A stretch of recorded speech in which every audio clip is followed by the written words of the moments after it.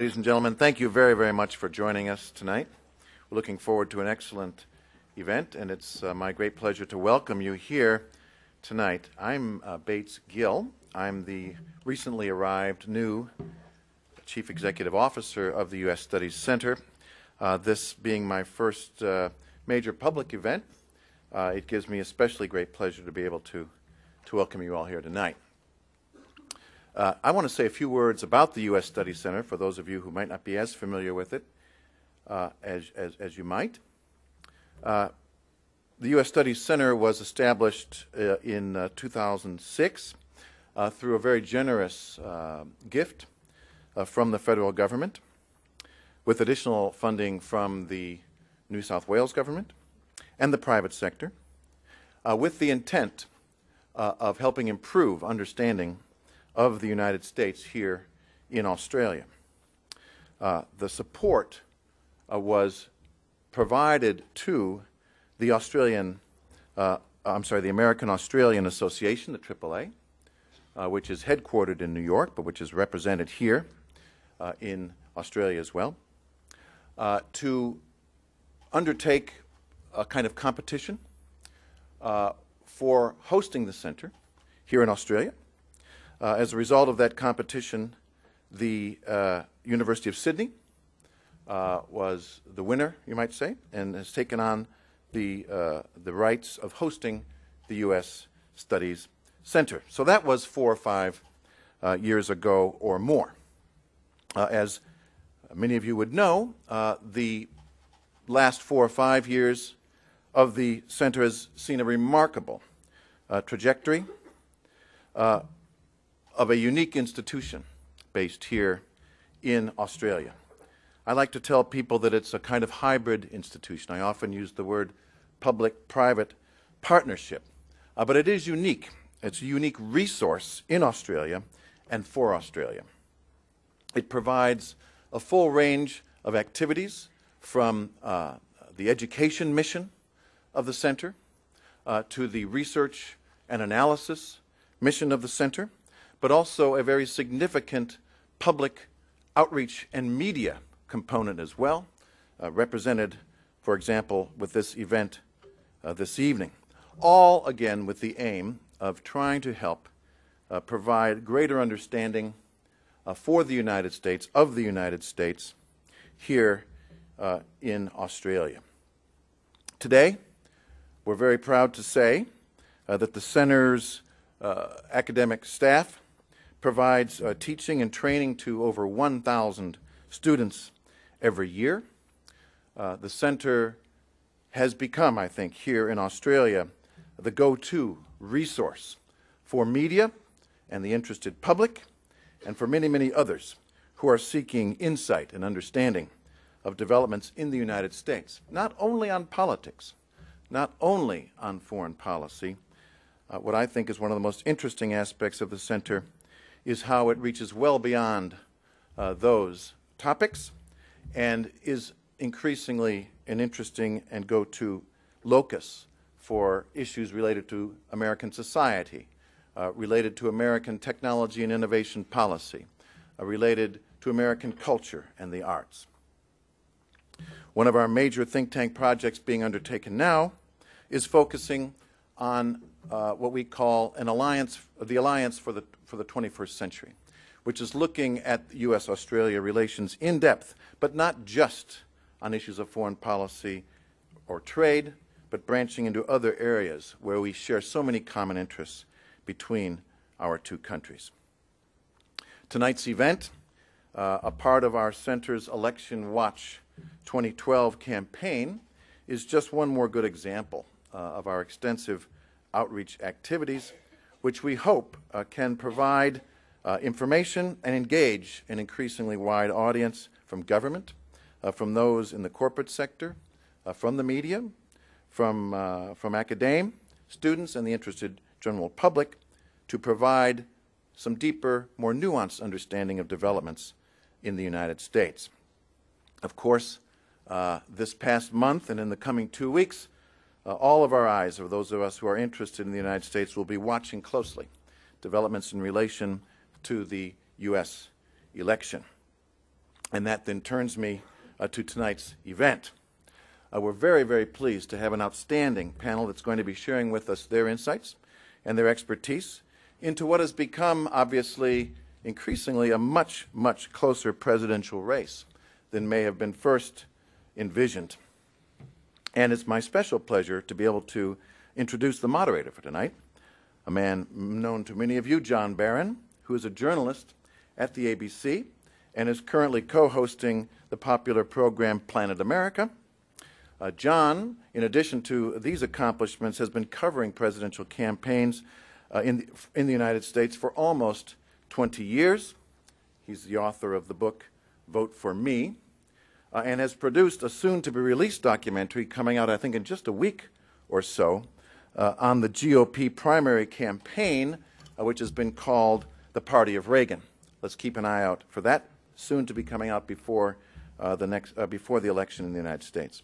We're also very, very proud to say that he teaches a postgraduate course on the U.S. media at the Center and is a research associate with us as well. So let me thank you all once again for joining us tonight, and please join me in welcoming John.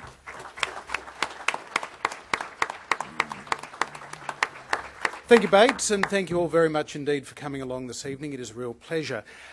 First, to introduce our panel, I'll be asking them questions for a little bit. I'll run out of questions, and then I'll throw it open to all of you to ask some questions, and I'll be pretty relaxed if you want to slip in a little bit of an observation as well. That can be interesting, but, you know, just keep it down to 30 seconds or something, because we've got a lot to get through. First to our panel, Nick Bryant is to the students of the US Studies Centre who are here this evening, a cautionary tale. Here's a man with a PhD in American politics who has ended up as a reporter. In fact, there's more than that. He's a very fine writer. He's BBC Washington correspondent for many years, covered a number of presidential elections, and is simply one of the best in the business. It's great to have him here. Rebecca Sheehan is a lecturer in US history at the United States Studies Centre. It's great to have her along as well. And closest to me, Mike Seccombe, who is these days with the Global Mail online newspaper. Or it's not even called a newspaper, it's an online publication nowadays. Long-time Fairfax correspondent, spent a number of years as well during the 2008 election, sort of in thereabouts. In the United States, living and reporting as well, so has some very interesting insights to give. Now, let's begin with a question that I imagine you guys have been asked a little bit in the last couple of weeks. I certainly have been asked this on a daily basis, really for the last 3 weeks. What happened? Nick Bryant, was it all about that debate in Denver? Was it really that bad, or was there something else that saw the polls which just 3 weeks ago had Barack Obama leading by an average of 4.1% nationally and looking to extend that? Suddenly, this week, 2 weeks from the election today, he's 1% behind and in real trouble, it seems. Well, John, as they say in presidential debates, that's a great question, and thanks for asking it. And in the spirit of presidential debates as well, I want to thank the host for this evening. The US Studies Centre at Sydney has really put itself on the academic map globally for the study of a country that I guess confounds us all, still enthralls us all, and occasionally dispirits us all as well. And John, to you as well, thanks for moderating this discussion. John's a presenter on Planet America, and he's got this little secret code if you're a guest on it. If you filibuster, if you talk for too long, he gets his notes and he starts banging the table. So if he starts doing that tonight, you'll know your question's too long or our answers are too long. So we're watchful of that. What happened on that night? I think a few things happened. Obama didn't turn up. We saw the president in a kind of amputated form. It was like seeing that faded poster that Paul Ryan had spoken of in his acceptance speech at the Republican convention. It wasn't the Obama that we saw in 2008. It was a very different guy, grey, tired, lifeless, listless, didn't really set out an agenda for the next 4 years. Oddly, Obama left that night telling his aides he thought he'd won the debate. But clearly, most observers didn't believe that. We also saw a different Mitt Romney. He wasn't the kind of hard conservative that we saw in the primary campaigns. That Etch-a-Sketch was really working overtime that night. And he portrayed himself as a moderate conservative, and that is you stand a better chance of winning a general election by portraying himself with that. He started owning his record in Massachusetts, and it's a record that's very impressive. So he came across as a moderate. I think that was the second thing that happened that night. I think there was a third thing that happened as well, John, and it's this. The press were itching to write a comeback story. There's nothing more boring than being on a campaign when the same story happens every single day. And that's what we got into. We got into a kind of Obama cruising to victory narrative. And I think there was a real sense of desperation almost within the press corps that we needed to shift the story. And whatever happened that night, even if there was small evidence of a Romney fight back, I think the press were going to write it up. What we actually saw was evidence of a strong Romney right back, and I think that's what happened. Now, whether it translates into an electoral college victory, I mean, it's obviously helped him in the polls. Whether it translates into the state polls that he needs to win, well, that's the big question. But you're right, it transformed the campaign at a time when a lot of people were saying, me included, that historically speaking, presidential debates aren't that transformative. Mike, to you on that last point that Nick raises about the media having this desire for a change in narrative. They didn't want to spend the next month in the run-up to the election saying Obama's inevitable, he is going to win this election. To what extent was that responsible for the analysis on the night, which can shape the response of everyone watching at home? It's the pundits that often form the opinion, so studies tell us. To what extent was it about the media narrative, and to what extent was it just a lousy debate from the President and a very good debate from Mitt Romney? Well, let me start with the observation that I was actually a bit surprised that Obama was so far ahead, because the historical record shows that with the economy like that, with the unemployment rate where it was, he had no right. He had no right to be in front. What was keeping him in front was the fact that the Republican primary campaign had thrown up one flaky candidate after another. I always thought it was going to be Romney who came through in the end, because he was it came down to basically the Mormon or the moron, essentially. So that's my initial observation. Second thing, no, I don't think it was a creation solely of the media looking for a change in who they were predicting would win. I think it was a genuinely lousy performance. I mean, I was staggered that he was so bad as I watched it. I sat there wondering, is he on medication? Is there something happening in the Situation Room that's got his mind somewhere else? Was it the altitude, as Al Gore suggested? Was it the altitude? Was it the fact that it was his anniversary and he just wanted to be out of there? I don't know.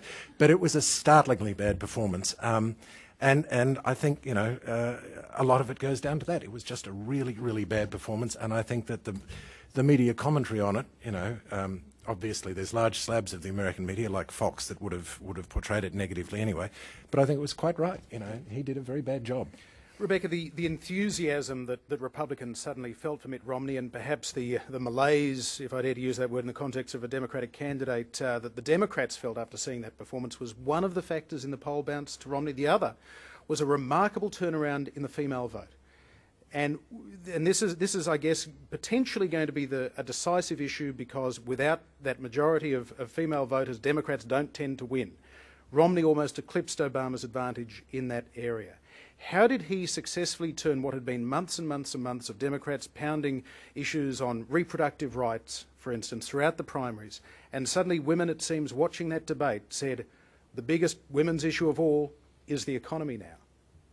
So I think that relates to the point that Nick made about Romney changing tack from running as a presidential candidate on right-wing positions, including overturning abortion and removing federal funding from Planned Parenthood. And then suddenly in that debate he presented himself as a moderate conservative. So that I think for people who are social liberals and fiscal conservatives, then perhaps he came across as a more plausible candidate. But in terms of the polling about women's, I mean, there's some disagreement about whether the polls are accurate in terms of the trending towards Romney among women. Mm-hmm. And I think that another issue that's harder to measure in the polls is the response of people watching the debates, regardless, or related to Obama's poor performance, but also I think there's an issue related to race, of people looking at him again and going, do we want to have a black president in the White House? Previously, part of what he galvanised was a support base of people saying, yes, we do. We need someone to drag the United States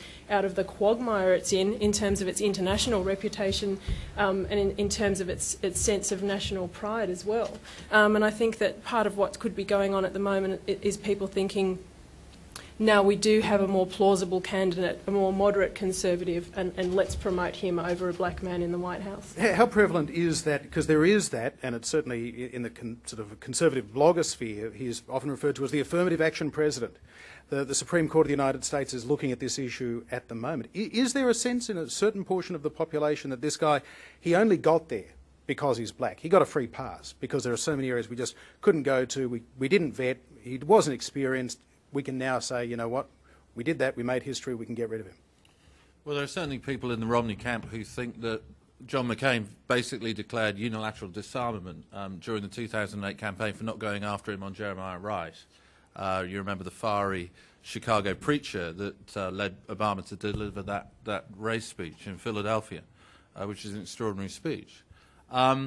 I think it's really interesting you bring up race, because I think it's an issue that hasn't really been discussed this time round. I mean, obviously that was the defining narrative of last time, and one which the press loved. I mean, a black president was better than a female president. I mean, this was something they never thought they'd see, and journalists wanted to end up reporting this black Camelot. One of the things that's happened in American politics since is the racialization of non-racial issues. You've seen it with Obamacare. People are starting to look at healthcare more through the prism of race. You've even seen it in things like public attitudes towards the first pet. Now, the Obama family have got a Portuguese water dog, and one pollster decided that he would test the popularity of a Portuguese water dog. So with one group of voters, he said, this is Obama's pet, the Portuguese water dog. Oddly, Teddy Kennedy had a Portuguese water dog as well. They presented a photograph of a Portuguese water dog to them and said, which one, you know, what do you think of it? Anyway, there were far more negatives for Obama's dog than Ted Kennedy's dog, which shows how race is increasingly becoming a big factor. And it's something we haven't talked about in this campaign, but the academic studies of the last campaign reckoned that Obama lost about 4 or 5 points because of his race. Now, if that happens this time round in a closer election, then race could actually determine this race. The other issue, Mike? I was just going to say, there's all sorts of coded reference, like, you know, the food stamp president, and welfare ads that are and welfare ads, with which are very much coded to middle class elderly whites, and basically what they're saying to them is, your taxes are going to be rediverted to these layabout minority types who are having lots of children and are dependent on welfare. And, you know, it doesn't have to be overtly stated. It's a dog whistle thing. The other issue, of course, that we don't yet know how it's going to play out is the issue of Mitt Romney's Mormon faith. Rebecca, with the way that religion was avoided as an issue 4 years ago, but there has been this undercurrent in the last 4 years of Obama as a Muslim, etc. Some say that's just another way of, a slightly more palatable way of expressing otherness about race, to talk about in a cultural or religious sense. Would it be a big deal for the United States? Would it be as potentially transformative to have a Mormon president as it was to have a black president? I mean, is it going to be one of those things that becomes the stuff of history, do you think? I don't think that it would be comparable with the transformative nature of having a black president in the United States, and in part because, well, I mean, you could argue that Mormons have been a persecuted minority and would feel like a persecuted minority in the United States, but they just don't have the same history as African Americans do there. So I think that would be a major difference there. I think what would be interesting to see play out is what Mitt Romney does with issues relating to gender and sexuality, so his position on reproductive rights, same-sex marriage and so on, because I don't think that he's shown a clear position on them. I don't think he cares that much related to his own religious beliefs. I think he cares about getting elected, so that he changes position based on what's going to be necessary for getting the most votes from his secure base. So I think that will be interesting to see what plays out and how his position on religion and gender roles associated with that then would affect the presidency and the American people. Nick, you did a lot of research around the civil rights era as well. Should we, the Mormon Church, as a persecuted minority church that recognised from very early on, Joshua Smith ran for president, Brigham Young became governor of Utah, they saw that political power was a form of defence, and yet it's taken this long to have a top-tier Mormon presidential candidate. Would it be significant for the United States, given that there are evangelical Christians who say, "Look, I'm going to support the guy, but I don't think he's a Christian. He's something else again." One of the interesting things after Romney got the nomination was they did polling which showed that actually the people who supported him the most out of the Republican base were evangelical Christians, and it wasn't a love of Romney; it was a hatred of Barack Obama. Yeah, because they think he's not Islamic. Yeah, and I'm more or less serious here, actually. And and the Mormonism thing. To be honest, I think there are kind of 4 M's that are problematic for Mitt Romney. One is Mormonism. One is his moderation for Republicans. That is. The other is that he was a governor of Massachusetts. Now, Northern Republicans don't tend to win presidential elections anymore. Northern Democrats tend to win presidential elections anymore either. Barack Obama was not only the first black president, he was the first Northern Democrat to win since Kennedy, and I think that was significant. And also this Michigan thing, the fact that he came from, he was born in the North. As I say, given that the centre of political gravity in America has gone south, and it's generally Sunbelt Southern candidates who have dominated the presidential nominations of the Republican Party. I think out of all those things, actually Mormonism has turned out to be one of his lesser problems, and I don't think it's a big deal. I mean, he's become the first non-Protestant Republican presidential nominee, and he's heading a ticket that is non-Protestant. I mean, Paul Ryan's a Catholic, and that's the first time it's happened. But it hasn't really been a big factor, and I don't think it will be. Mike, can we talk a little bit about the economic situation at the moment? I guess for most people, most of the time, the simplest top-line measure of how the economy is doing, apart from just how much I've got left in the bank at the end of the week, is what the person on the news says is the unemployment rate. And it went down to 7.8% in September. There's some jobless figures coming out on Friday week, which is just 5 days before the election. How important will they be, or is that cake baked? I don't know how important they will be, but I think there's a whole lot of economic indicators that play here, and it's not just unemployment. I mean, I haven't brought the statistics with me, but I think the median net wealth of American households has dropped something like 30–40% since its high before the global financial crisis. And that's on the back of the housing prices. Yeah, and that's on the back of the housing crisis. So essentially, people have watched a great deal of their net wealth just disappear. There's unemployment, of course, but there's all sorts of other statistics that come out. Life expectancy among certain groups in America is now actually declining. In terms of child poverty rates, America is now 34 out of 35 developed nations. 28th in the number of 4-year-olds attending preschool, 14th in higher education, 49th for infant mortality. I mean, you want to talk about American exceptionalism. What makes America exceptional these days is most often negative things, and I think Americans are becoming aware of that. I think, quite frankly, that's one of the reasons the foreign policy debate yesterday wasn't really a foreign policy debate. Americans have been taken to the cleaners by 2 wars that they put under the credit card, and I think that right now Americans are looking towards a bit of nation building at home because the American economy is really in such a dreadful, dreadful state. I guess the question leading up to November 6th, Nick, is to what extent does Barack Obama now own that, the Pottery Barn notion of after 4 years, we know you didn't create the problem, but you haven't fixed it fast enough. Is ultimately this going to be about the economy after all? Well, the classic indicator is that if unemployment's above 7.2%, you lose. Nobody's won a presidential election as a president, an incumbent president, since the Roosevelt years in the midst of the Great Depression when unemployment was above 7.2%. That's right, isn't it? Right. And so if you apply the rules of history, then Obama's going to lose that.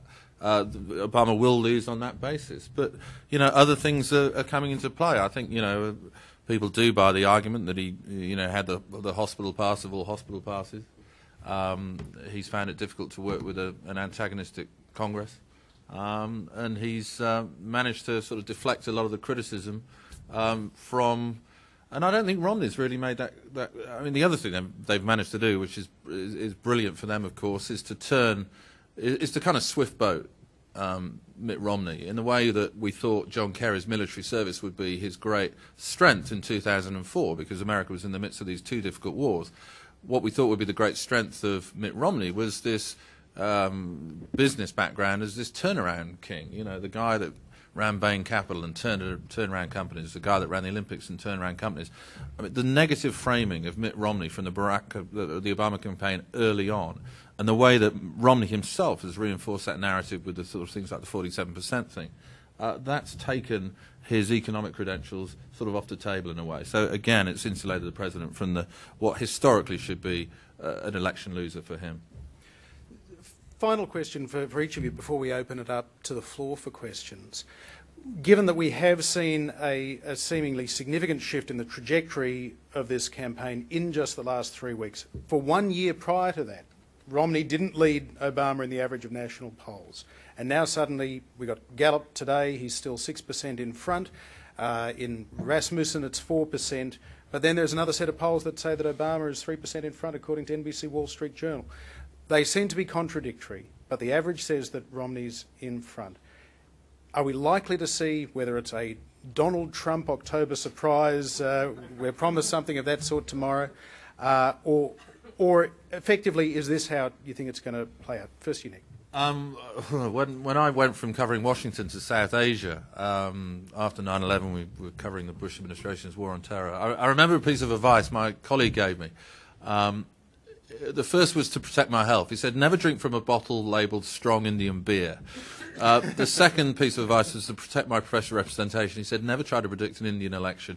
And I've applied that rule universally. And I think this one is fiendishly hard now to call because of this discrepancy between the national polls, which seem to look good for Romney, and the state polls, which don't look good for Romney. I mean, and the state poll, obviously, that all of us are looking at is Ohio. And Barack Obama is still leading there. And the rule of thumb, obviously, is no Republican wins the presidency without winning Ohio. And if he doesn't get Ohio, then, you know, goodness knows where he can construct an electoral college victory. It's feasible, but it's a little bit like saying the Liberals could win the next federal election without winning a seat in New South Wales. It's feasible, but it ain't going to happen. So that's Romney's problem, whether he can... but on the other end, too, if generally you get a 2 or 3% lead, then it translates into an electoral college victory. But if you look at the key states at the moment, Obama is winning there, and that's why they think they're going to edge this, because they've got a good ground campaign there. It's been in place since 2008, and they think they're going to win the ground war over the next time, and their vote is distributed where they want it right now, which is in these key battleground states where he still maintains a lead. Rebecca, as well as the physical campaign infrastructure that the Obama campaign was able to build in 2008 and made much of the fact they were going to keep through his presidency as a community organising sort of a tool. That's one thing, the physical office fronts, the volunteers that'll knock on doors. But what about the ground game that is also the various groups, whether it's women, whether it's gay and lesbians, all of those that the Hispanic vote, the subsets of the electorate that have been engaged and some would say activated to the Democrat cause, are they potentially still going to be decisive? Could it be that sort of that quilt that's been assembled over the last 4 years that shows its true colours in November? I hope so.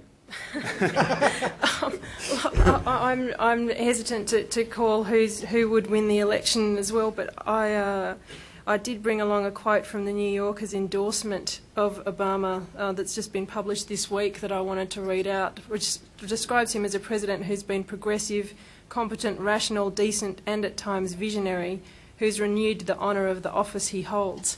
And I think that these issues, these factors are important for a base of Obama's supporters. That Obama is not just a politician, but he's also a cultural icon in the United States and around the world. I think that there are some Americans, hopefully some Americans, who are aware of that and who are aware of the importance that he holds as a cultural figure and as someone who represents the interests of minority groups. I think that he's very powerfully brought rhetoric to his campaign, not as powerfully this time as last time, but I think it's still important for those minority groups that you referred to.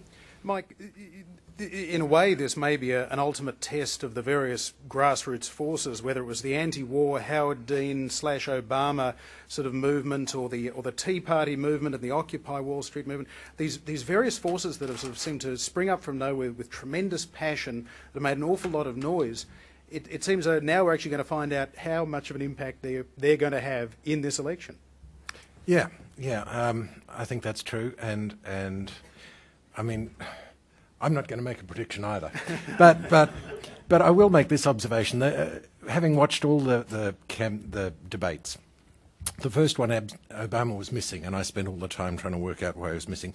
The second one, I was actually focused on Romney a bit, and what I wrote about it, and what struck me at the time, was the old political saying that sincerity's the thing. Once you can fake that, you've got it made, and it just seems to me that Mitt Romney has an enormous sincerity problem, and I know I can't possibly put myself in the shoes of Middle America, but I just think that surely people are going to look at him and say, this guy has stood for every different position under the sun over time. You know, he's been the robber baron capitalist, and then he's been the moderate governor of Massachusetts, and then he's been the hardline Tea Party panderer, and now he's the moderate centrist sort of candidate who agrees with Obama on everything on foreign policy.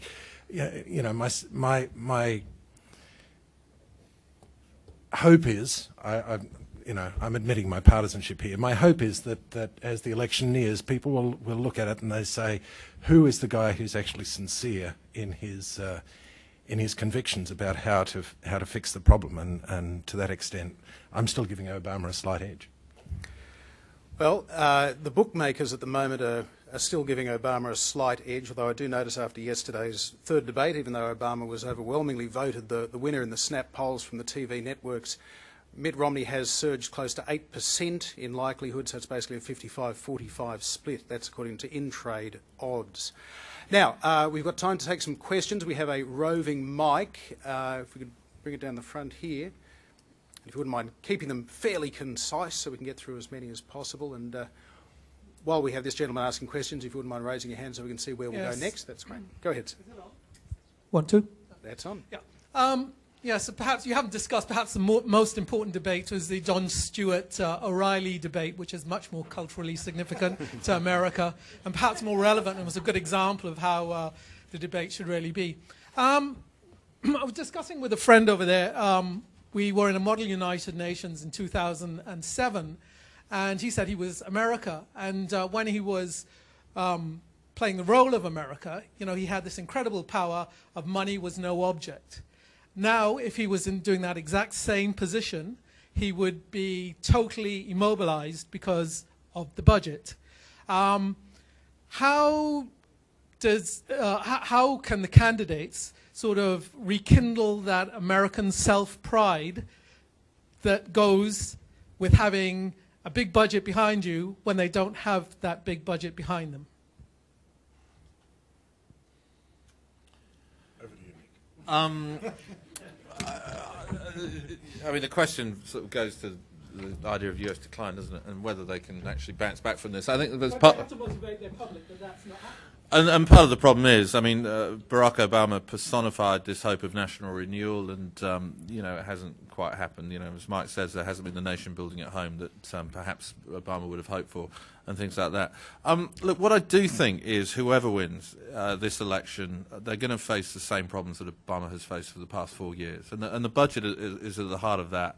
But there's also an impoverishment of Washington politics right now. There's a culture of gridlock now. A system that has traditionally relied and constitutionally relied on checks and balances, they've become vetoes and they become roadblocks. And there's such a mood of obstructionism now in Washington that whoever wins the presidency is going to struggle, because Romney's going to face a hostile Senate and Obama's going to face a hostile House. And the recipe is for gridlock. Rahm Emanuel summed up very well when he left for Chicago, because he thought Chicago was more sensible politically than Washington, which speaks volumes. And I quote from a man, the great quote about Rahm Emanuel, the former chief of staff, is that Obama once joked that he'd had his middle finger amputated and he'd lost the ability to communicate. But he describes Washington now, no, excuse my language, but as fucknutsville. And I think that's a pretty good way of describing it. And whoever becomes the president, they're going to be dealing with that gridlock in Congress and that impoverished politics.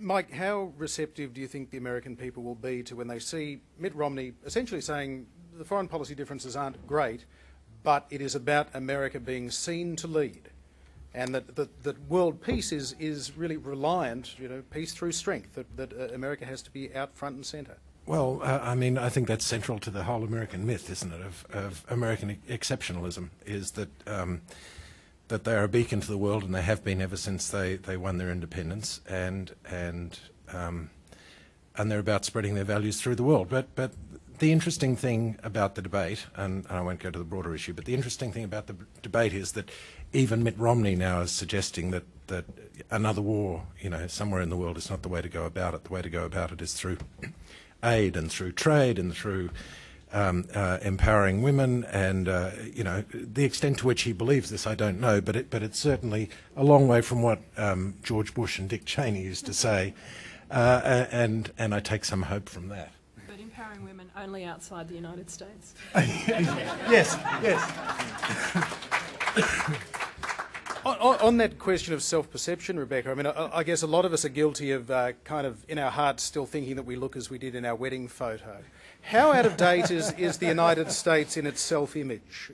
Because their reality is a lot more complicated, a lot more diverse, culturally and socially, than perhaps they still, at least based on the rhetoric that we see at the presidential level, than kind of where they're up today. Are they 20 years behind? Are they 30 years behind? Are they imagining it's morning in America again, or is it back further than that, do you think? Look, I think that the statistics that Mike was giving about the state of the domestic United States are relevant to responding to that. I think there's an enormous gap between the reality of life in the United States and the American dream, but there's always been an enormous gap between it. So I'm not sure that I can say that now it's worse than it ever has been. It just maybe we know more about what's going on there, and the focus on the United States is more intense in a way. We used to call it aspirational. It's now just delusional. That sort of thing. But that's part of the reason why I think, even with the quote from the New Yorker that I read out, that some people still turning to Obama as a symbol of hope, and because I think that one of the things Mitt Romney's criticised Obama about is taking down American exceptionalism and apologising for the United States around the world. And I think certainly for outsiders, people see Obama, in fact, as an example of American exceptionalism. As he said, only in America could my story happen. And so he's an example of the best that the United States can produce. And unfortunately, and the statistics that were given earlier, there's a big gap between people being able to achieve what Obama's achieved because of the infrastructure collapse there, but I think that's relevant. All right, another question.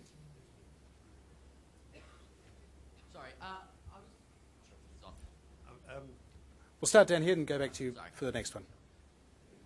the support for Obama in 2008, broad coalition, hope, expectation, yes we can, build up a lot of hope and expectation.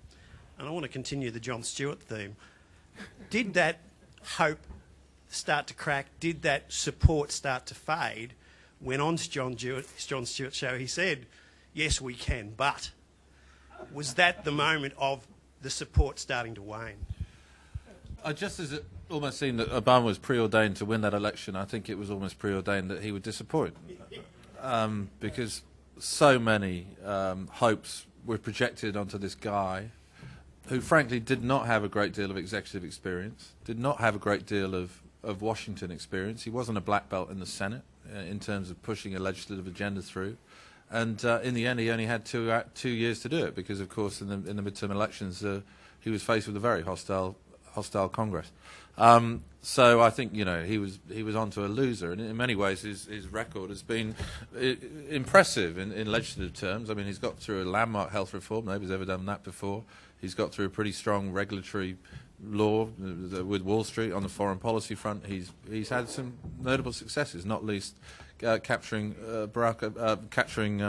Bin Laden. But I mean, the guy was almost doomed to fail because so many hopes were vested in him, and people just dreamed a little bit too much. He encouraged that with his soaring rhetoric in the campaign, but you noticed a kind of change in the gears that night in Grant Park. It suddenly all started getting a little bit more realistic in the rhetoric and sort of trying to dampen down those expectations because he was never going to achieve all the dreams and hopes that were vested in him. No, the most prescient thing that I saw was immediately after he won the Onion in America. The headline in the Onion was "Black man gets worst job in America," and I mean that's the truth. He got the ultimate hospital pass, and he was always bound to disappoint. Mike, how kind do you think, or how harsh do you think history's judgment of Barack Obama will be if he is not re-elected and he is consigned to that bin of one-term presidents alongside George H.W. Bush and Jimmy Carter? That's almost the very definition of failure. Will history be kinder and say, well, you know what, healthcare was a big deal, saving the auto industry, that helped for 5 years? I mean, what are they going to say? Yeah, I don't think he will be thought of as badly as some of those other people. I mean, I think that history will take account of the circumstances in which he was elected, and if he loses, it will take account of the circumstances under which he lost. He did achieve a bit. I've got to say, I don't think much of the healthcare scheme, compared with that exists just about anywhere else in the developed world. But considering what he was starting with, he did all right. Rebecca, given that this was a campaign that motivated people to vote for the first time, engaged people in a way that candidates hadn't previously, if first-time voters hadn't voted for Barack Obama, John McCain would have been president 4 years ago. It seems that he hasn't been able to rekindle that enthusiasm. Some of those college kids that went out and door-knocked for him 4 years ago are now living in their parents' basement and they haven't got a job. Do you think that it is going to be a legacy where people say he promised so much and delivered so little? There's a couple of things I'd like to say in response to that. One that's important to remember is that it's not compulsory to vote in the United States, so that I think that plays an important role in the mobilisation that you're talking about and the inability to mobilise in the same way. And people get tired of the same person, even as you were saying earlier about journalists wanting to tell a different story. People are like, time for a bit of a change. I think that's part of it. I think that what Obama does after the presidency will also be important for how he's remembered, and I think that he has the capacity to be a great statesperson out of the White House, to be a great figure and do important things. And I think that I don't think that he would just fade away or be a former president. I think he would still be a major force, and I think that would impact the way that people remember him. At the risk of writing this obituary too early, Nick. Oh, look, I think Washington, as it is presently constructed, stands in the way not just of presidential greatness, but stands in the way of basic good governance. And I think that's the problem. Whoever, as I said before, whoever becomes president is going to face this problem.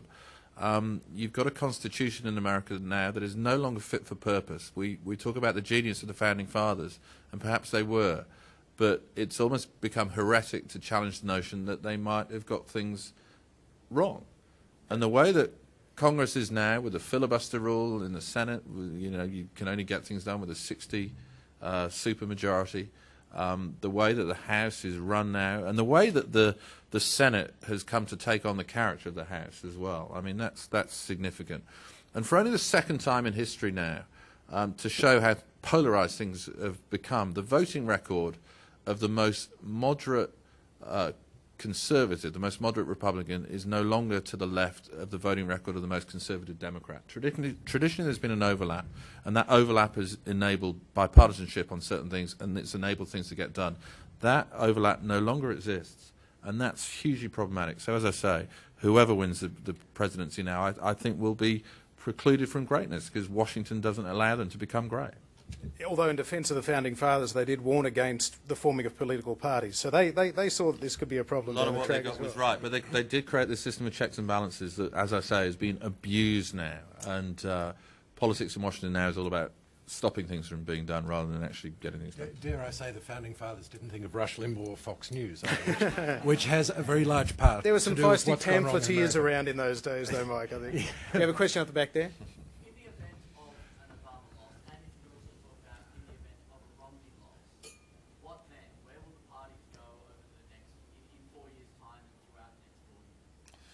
Well, one thing that is very notable now is the death of moderate republicanism on Capitol Hill.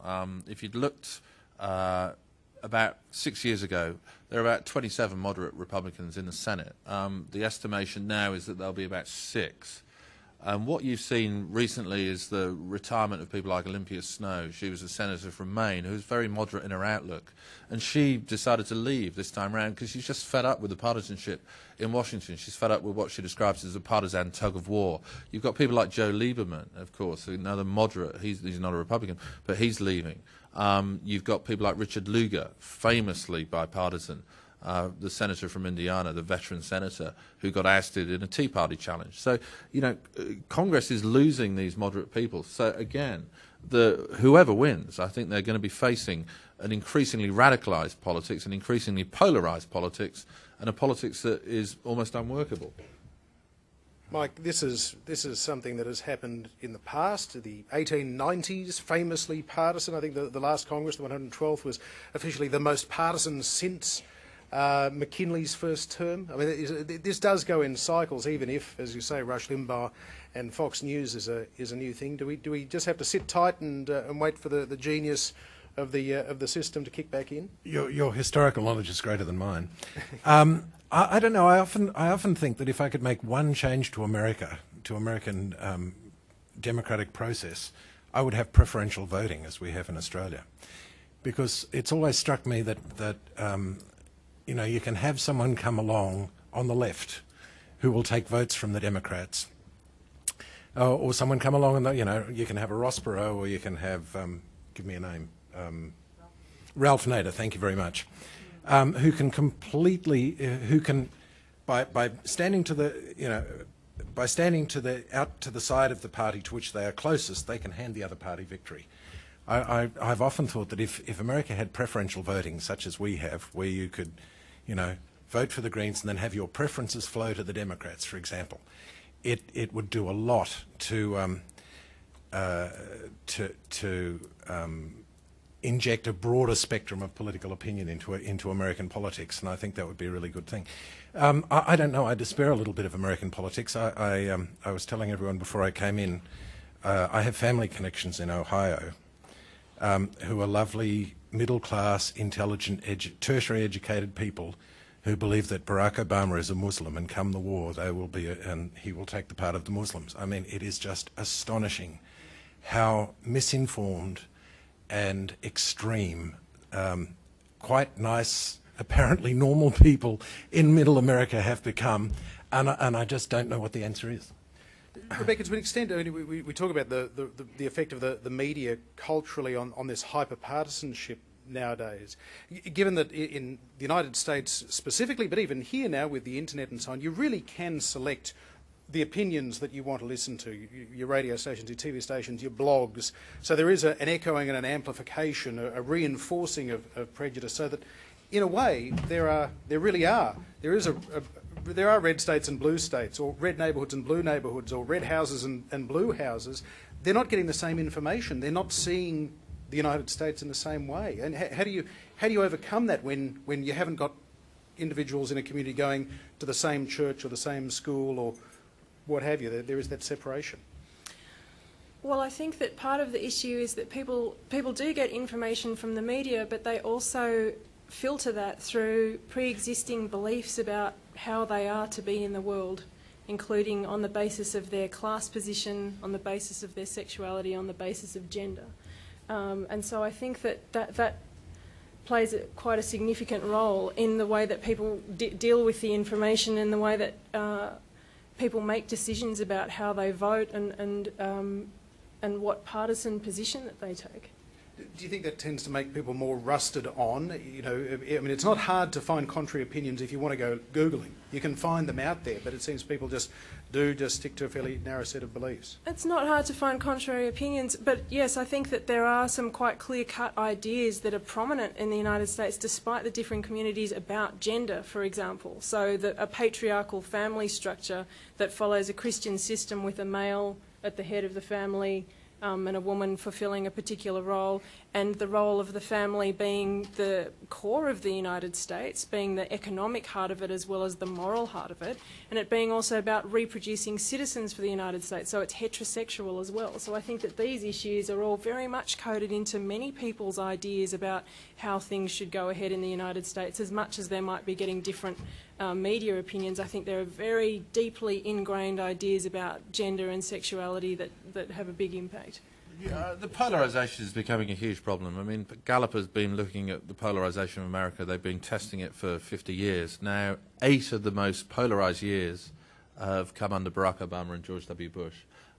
It's a huge problem. I mean, the irony is, of course, that Barack Obama came in, his great breakthrough speech, his Star is Born speech, was in 2004. There isn't a red state America, there isn't a blue state America, there's a United States America. Well, unfortunately, now the political map of America is rendered in even deeper shades of red and blue, and that's a huge problem. And finding a kind of unifying figure is going to be difficult.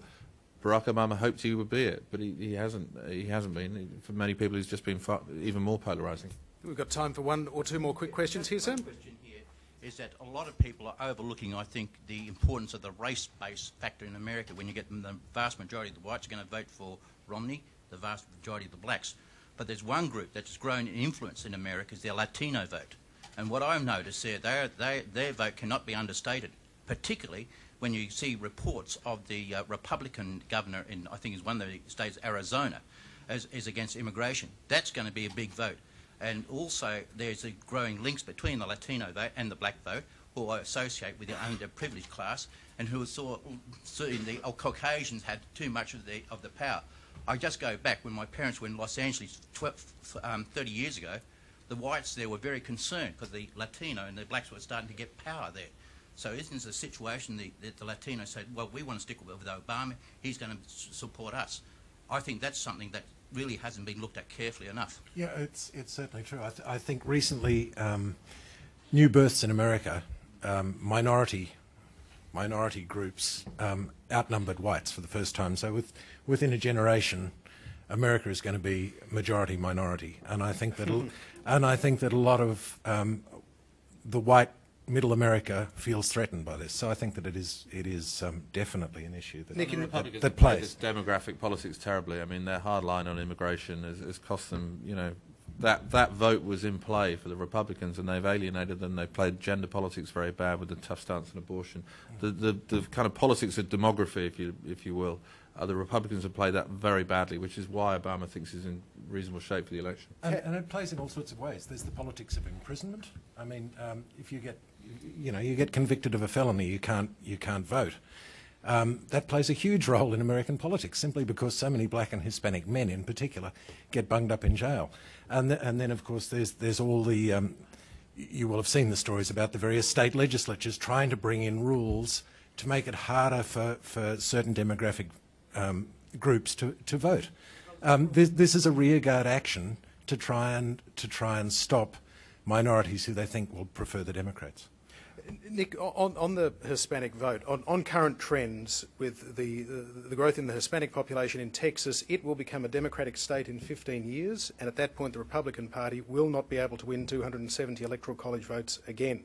That assumes that in 15 years Hispanics are still voting at a rate of about 65% for Democrats. Is that a realistic expectation? For a long time, African Americans voted for the party of Lincoln, maybe until FDR and then latterly LBJ came along. But these things can take generations to shift, or do you think that process is now sped up to the extent that the children of today's migrants become entrepreneurs who maybe want the party of small business and entrepreneurship? Look, the electoral map of America can change. I mean, the most dramatic change in recent times obviously came in the 60s in response to the Civil Rights era, where we used to talk about the solid Democratic South. And the Democratic Party was obviously this weird amalgam of northern progressives and southern white supremacists. And because of the civil rights reforms and because of the Barry Goldwater candidates in '64, Southern Democrats started defecting to the Republicans. The South became reliably Republican. Now that took a massive social convulsion, one of the biggest social revolutions that America has ever seen.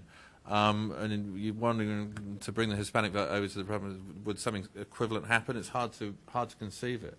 I mean, what the Republicans kind of need, I mean, remember the Democrats were kind of unelectable in the early 70s because they'd lurched so far to the left, they were deemed to be unelectable. Now the Republican Party has lurched so far to the right. You know, the Democrats are kind of saved by Bill Clinton, who managed to kind of synthesize democratic ideals in a kind of centrist position. And in many ways, the Republican Party need a Bubba. They need a Bill Clinton. Where he's going to come from, I don't know, but that's what they need. Yeah. All right. We've got time for one last question.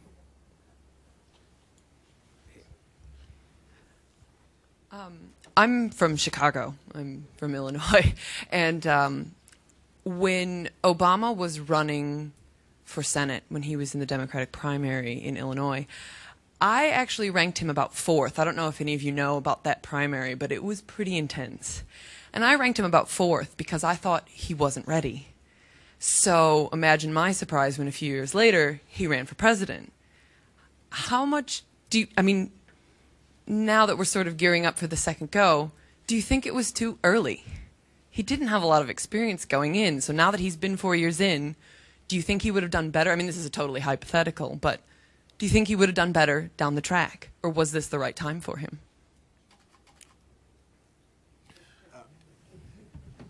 I think that he may have been a bit naive, quite frankly. I think that he probably did believe to too much of an extent in the sort of we can work across the aisle thing when the Republicans were just waiting for him with baseball bats. And maybe, you know, in that first couple of years when he had control of everything, he could have moved a lot faster if he was prepared to just be a bit LBJ and ruthless about it.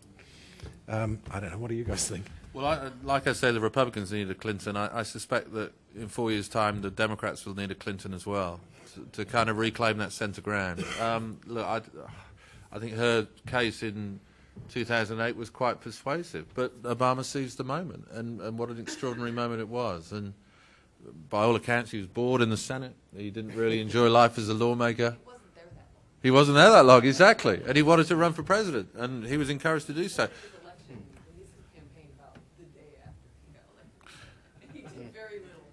Right, and as an Illinoisan, that's just how I felt about it. But he seized the day, and it was extraordinary what he did. And yeah, I mean, I think there's a very strong case to be made that perhaps he wasn't ready. Yeah. Rebecca? I tend to agree with the issue about him trying too hard to work across the aisle. I think that was a great unseating for Obama, and it comes through even in reading his memoir, Dreams from My Father, that he's so intent on trying to draw together the parts of his own identity. I think that was his fatal flaw in trying to do that at a political level. But I'm glad that he ran when he did. Well, thank you all very much indeed for coming along this evening. Thank our panellists, please. Nick Bryant, Rebecca Sheehan and Mike Seccombe.